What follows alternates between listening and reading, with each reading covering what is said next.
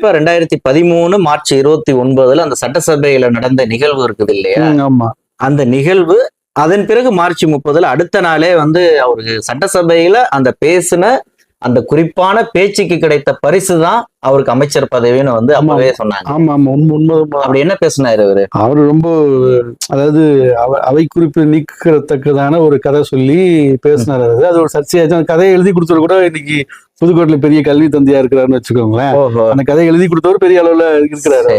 அப்ப அந்த கதையினாலதான் அவர் அந்த தள்ளுவண்டிலாம் கலைஞரை பத்தி பேசி அதை அப்போ அமைச்சர் பதவி அவங்களுக்கு அப்ப அதுக்கு அடுத்த நாளே அறிவிப்பு கொடுத்தாங்க. ரசிச்சு சுவாரஸ்யமா ஜெயலலிதா சிரிச்சு கேட்டதுனால அவரை ஒரு முக்கியமா ஒரு 4 குற்றச்சாட்டை சொல்றாங்க. ஒண்ணு சட்டவிரோதமா குட்கா விற்பனை செய்யறது, அந்த விற்பனை செய்ததாக அதற்கு உடந்தையாக இருந்தாருன்னு சொல்ற ஒரு குற்றச்சாட்டு. ரெண்டாவது சட்டவிரோதமா குவாரிகள் நடத்தினதுல நடத்துறது, அதுல இருக்கிற முறைகேடு. அப்புறம் ஆர்கே நகர் இடைத்தேர்தலுக்கு பணப்பட்டுவாடா பண்ணது அப்படிங்கிறது. அப்புறம் மிக முக்கியமா சொத்து குவிப்பு வழக்கு. அவர் மீது அவர் மனைவியும் எதிர்கொள்ளக்கூடிய சொத்து குவிப்பு வழக்கு.